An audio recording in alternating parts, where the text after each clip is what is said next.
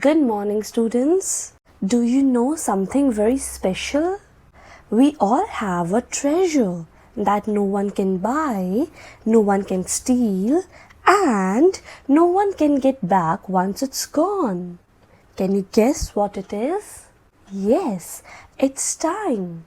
Today we are going to read and understand a story जिसका नाम है time is valuable.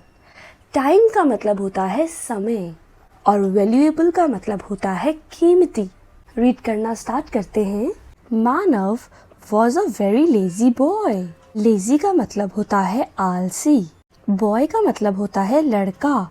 तो इस लाइन का मतलब है कि मानव बहुत आलसी लड़का था।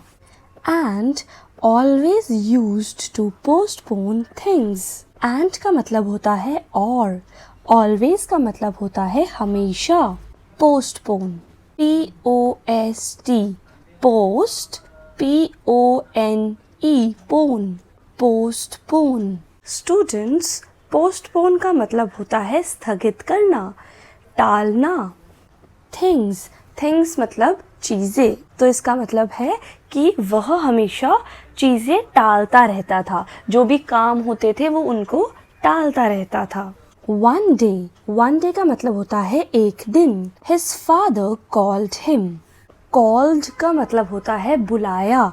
एक दिन उसके पापा ने उसे बुलाया। And का मतलब होता है और। Explained। To explain का मतलब होता है समझाना।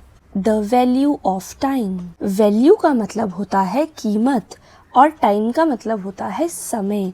तो इस लाइन का मतलब है एक दिन उसके पापा ने उसे बुलाया और टाइम की वैल्यू, टाइम का जो कीमत है उसे समझाया। And that one should always do things on time. On time का मतलब होता है समय पर। ऑलवेज का मतलब होता है हमेशा। इस लाइन का मतलब है कि हर काम समय पर करना चाहिए। जो काम जिस टाइम पे करना है उसे उसी टाइम पे करना चाहिए। उसे पोस्टपोन मतलब उसे टालना नहीं चाहिए। फॉर एग्जाम्पल, अगर आपको होमवर्क करना है और आप सोचो कि नहीं मैं शाम को कर लूँगा या मैं शाम को कर लूँगी, ये आपने क्या किया? ये आपने काम को टाल दिया। तो टालने को बोलते हैं पोस्टपोन। POST पोस्ट PONE पोन पोस्टपोन। तो यहाँ पर मानव के पापा समझा रहे हैं कि हमें टाइम की कदर करनी चाहिए और सारा काम हमेशा टाइम पे ही करना चाहिए। मानव promised his father मतलब उसने अपने पापा से वादा किया that he would never postpone things कि वो कभी भी काम को नहीं टालेगा। PROMISED promised का मतलब वादा किया। FATHER फादर हम बोलते हैं पापा को। NEVER नेवर का मतलब होता है कभी नहीं। वन डे का मतलब होता है एक दिन। He came to know मतलब उसे पता चला that he had won the first prize in a singing competition that was held the last month. Students, last month का मतलब होता है पिछला महीना। मंथ का मतलब होता है महीना। और ये वर्ड देखिए, COMPETITION कॉम्पिटिशन। कॉम्पिटिशन का मतलब होता है प्रतियोगिता। पूरी लाइन का मतलब है कि एक दिन उसे पता लगा कि पिछले महीने जो सिंगिंग कॉम्पिटिशन हुआ था उसमें वो फर्स्ट आया। He was asked to collect the prize the same day. Students, COLLECT इसको कोई भी collect नहीं बोलेगा, हम इसे बोलते हैं collect.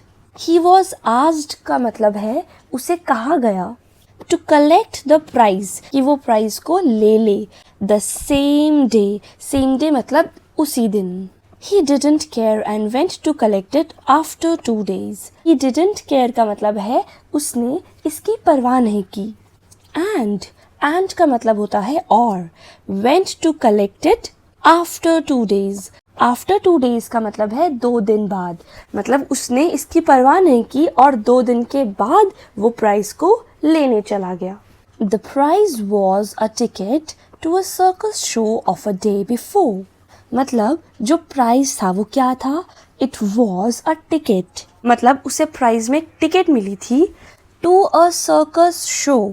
एक सर्कस शो की of a day before.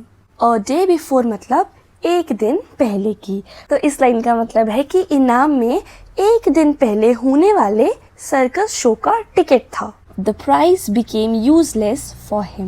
वह इनाम उसके लिए useless हो गया. ये वर्ड देखो USE use LESS less useless. useless का मतलब होता है बेकार, मतलब जिसकी अब जरूरत नहीं है. क्यों हुआ यूजलेस बताओ? क्योंकि उसे प्राइज में एक टिकट मिला था. जो किस चीज का टिकट था? एक सर्कस शो का. पर मानव तो प्राइज लेने 2 दिन के बाद गया, जिसकी वजह से वो टिकट्स उसके लिए यूजलेस बेकार हो गई, क्योंकि शो तो एक दिन पहले ही हो चुका था. मानव learned a lesson from this incident. LEARNT learned. LESSON lesson from this incident. INCICDENT didn't incident. Incident का मतलब होता है घटना. मानव learned a lesson from this incident मतलब मानव ने इस घटना से एक सबक सीखा. तो स्टूडेंट्स, आई होप आपको भी इस चैप्टर से ये समझ आ गया होगा कि हमें टाइम की वैल्यू करनी चाहिए और टाइम को बिल्कुल भी वेस्ट नहीं करना चाहिए, और ना ही हमें किसी भी काम को पोस्टपोन करना चाहिए. तो आज के लिए इतना ही. Thank you for watching this video.